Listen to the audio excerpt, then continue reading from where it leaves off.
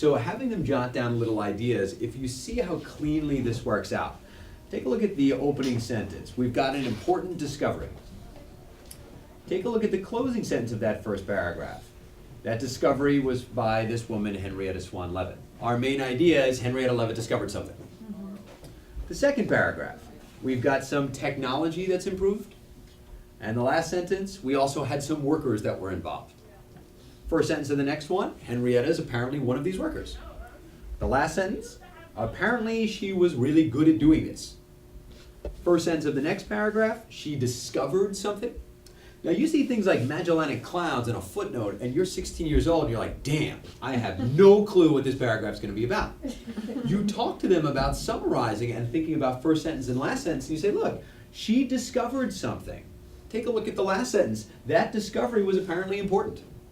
We don't need to understand all of those different pieces of the period luminosity relationship to know that this woman was real smart and discovered something. That's what we need to highlight, and that's why I like thinking about first sentences and last sentences to help them extract main ideas and to summarize in 3 to 5 words.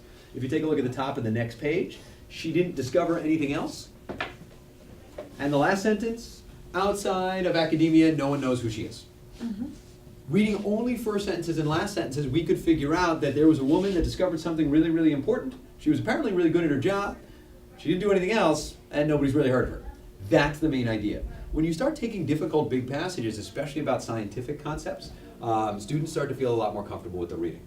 Finding which ones of these would be really, really good is very often kind of left to the individual instructor or tutor, depending on where you're working with a student. In the Big Blue SAT book, you guys have seen that one, that's the official SAT study guide. In that Big Blue book, we have a companion book that's at each of your sites. That's 850 pages explaining every single thing in that SAT study guide. So that if you flip through it and you find a passage that you like, it happens to be on a topic you find interesting, step by step, summarizing main ideas, all of the rest, all of it's in this book.